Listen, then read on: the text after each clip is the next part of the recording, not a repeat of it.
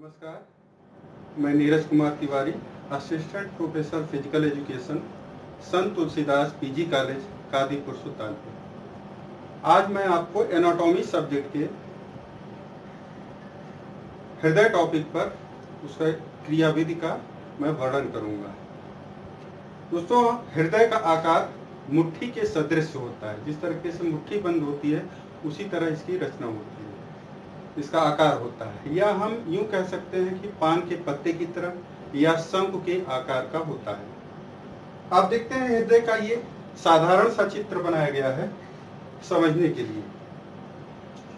हृदय के 4 चैम्बर होते हैं, right atrium RA, right ventricle, left atrium, left ventricle. ये 4 कक्ष होते हैं।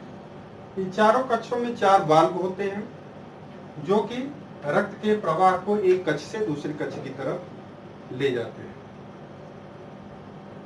हृदय अमूमन करीब एक बार में 70 ml रक्त हृदय से बाहर निकलता है।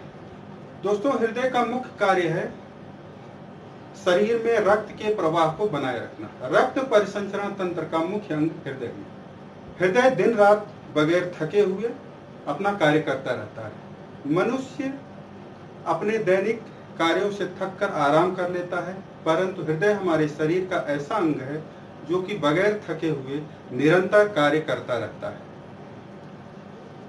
तो अब जानते हैं कि यह रक्त परिसंचरण तंत्र किस प्रकार चलता है।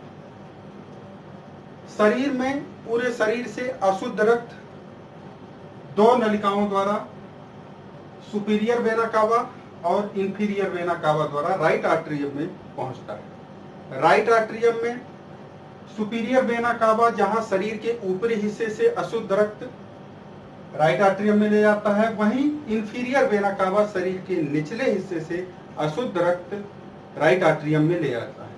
यहाँ पर संकुचन और प्रसरण यानी सिस्टोलिक डिस्टोलिक प्रक्रिया जिसको कहते हैं, उसके परिणाम स्वरूप ये वाल्व, जिसको ट्राइकुस्पिड वाल्व कहते हैं, जो राइट आर्टरियम राइट वेंट्रिकल के बीच में होता है, जिसको त्रिकपाट भी कहते हैं। त्रिकपाट मतलब 3 ढक्कन होते हैं जो कि नीचे की तरफ खुलते हैं। जब रक्त सुपीरियर वेना कावा और इंफीरियर वेना कावा से अशुद्ध रक्त राइट आर्टरियम में आता है तो सिस्टोलिक क्रिया होती है, यानी संकुचन होता है। इस संकुचन के परिणाम स्वरूप रक्त में दाब उत्पन्न होता है और ये ढक्कन खुल जाता है ट्राइकुस्पिड वाल्व। ट्राइकुस्पिड वाल्व के ढक्कन खुलने के परिणाम स्वरूप सारा रक्त राइट आर्टरियम से राइट वेंट्रिकल में पहुंच जाता है। इसके पश्चात डिस्टोलिक प्रक्रिया यानी प्रसरण होने के परिणाम स्वरूप ढक्कन बंद हो जाता है। ढक्कन बंद होने से यह रक्त राइट वेंट्रिकल से राइट आर्टरियम में वापस नहीं पहुंच पाता है। इसके पश्चात संकुचन प्रसरण की प्रक्रिया पुनः प्रारंभ रहती है। पुनः संकुचन होता है, सिस्टोलिक क्रिया होती है, जिससे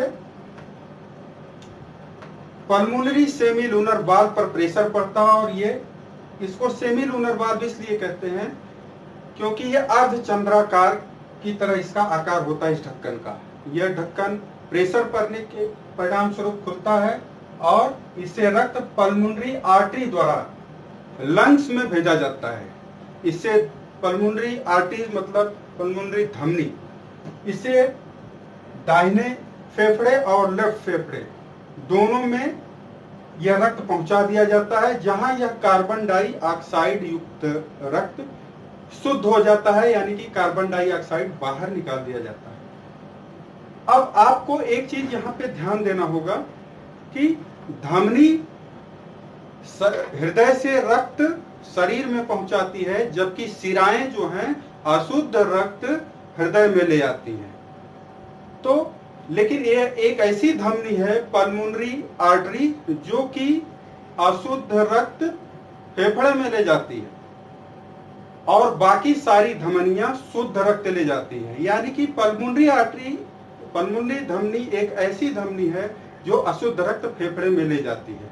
फिर पल्मोनरी वेन्स, जो कि 2 वेन्स राइट लंग से, 2 वेन लेफ्ट लंग से, ये ले आती हैं लेफ्ट आर्टरियम में शुद्ध रक्त। 4 धमनियों द्वारा, 4 सिराओं द्वारा लेफ्ट आर्टरियम में शुद्ध रक्त पहुंचता है। पुनः संकुचन प्रसरण प्रारंभ होता है, जिसके परिणाम स्वरूप द्विकपाट यानी मिट्रल वाल्व का ढक्कन खुल जाता है और सारा रक्त लेफ्ट वेंट्रिकल में पहुंच जाता है। प्रसरण होने के परिणाम स्वरूप ये ढक्कन क्लोज हो जाते हैं, बंद हो जाता है।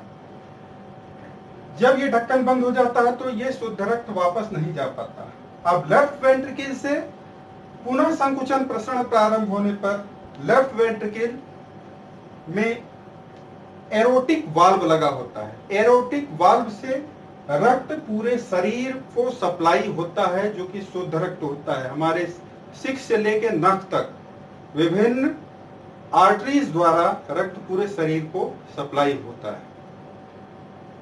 ये जानना बहुत जरूरी है मित्रों कि 250 ग्राम से 350 ग्राम वजन हृदय का होता है पुरुषों का, जबकि महिलाओं के शरीर में हृदय का वजन 250 ग्राम से 300 ग्राम तक होता है।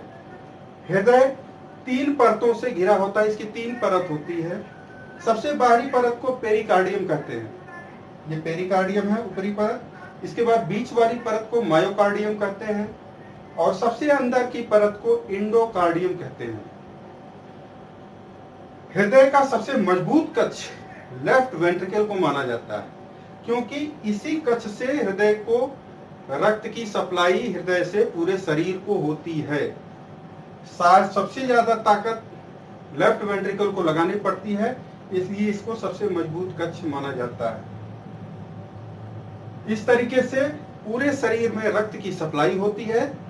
और एक चीज और जानना जरूरी है कि मनुष्य के शरीर में, स्वस्थ मनुष्य के शरीर में 4.5 से 5.5 लीटर रक्त विद्यमान रहता है, जो कि पूरे शरीर में रन करता रहता है।